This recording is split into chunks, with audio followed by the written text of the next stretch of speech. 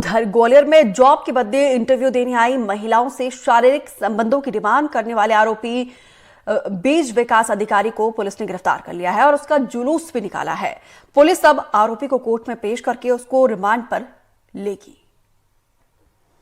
ये तस्वीरें हम आपको उस वक्त की दिखा रहे हैं जब इस अधिकारी का जुलूस निकाला गया था। ग्वालियर में नौकरी देने के नाम पर एक निगम के इंटरव्यू में बैठे व्यक्ति द्वारा जो छात्राएं थी उनसे एक रात साथ बिताने के लिए जो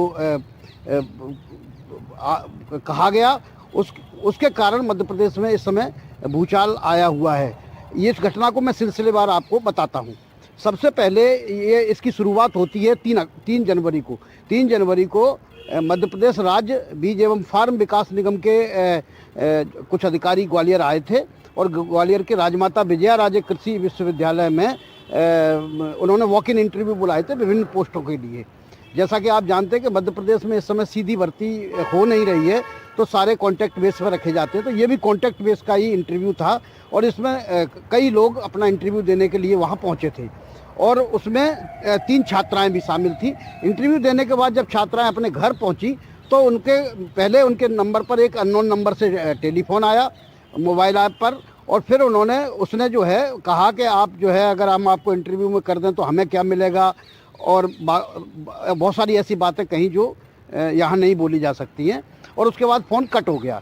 थोड़ी देर बाद उस छात्रा ने देखा कि उसके मैसेज बॉक्स में व्हाट्सएप पर उसी नंबर से कुछ मैसेज आए हुए हैं जिसमें उन्होंने यही कहा था कि सिर्फ आपको एक रात बिताना पड़ेगी, उसके बदले आपको नौकरी मिल जाएगी और फिर आपको ऐसा नहीं कि ये बार बार करना पड़ेगा और इस तरह की तमाम सारी बातें जो अश्लील हैं, जो डिमांड हैं, वो जो है उसके अंदर की गई थी।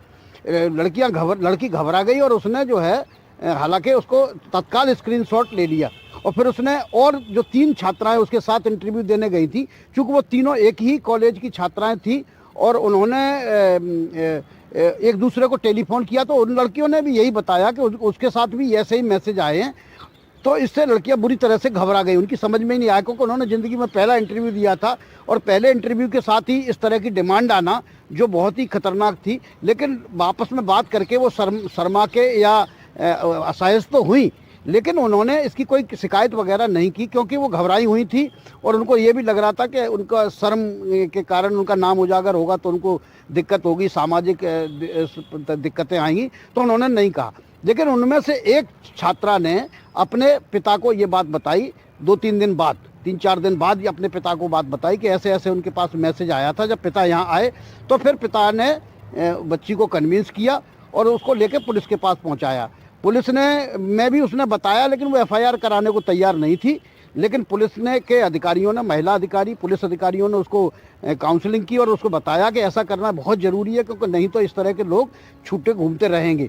तो फिर उसने एफआईआर कराई लेकिन एफआईआर कराने के बाद नतीजा कुछ नहीं निकला क्योंकि पुलिस ने जिन धाराओं में वो मुकदमा दर्ज किया था वो धाराएँ अवेलेबल थी बल्कि नोटिसेबल थी जिसमें सिर्फ बुला के उसको चेतावनी दी जा सकती है। तो 10 तारीख को उसको बुलाया गया और उसको चेतावनी देकर छोड़ दिया गया। ये खबर कल जो है फिर उजागर हुई और एनडीटीवी ने भी इसको पूरी गंभीरता के साथ उठाया और शाम होते होते तक इसमें परिस्थितियां बदल गई। मुख्यमंत्री जी ने खुद ट्वीट किया।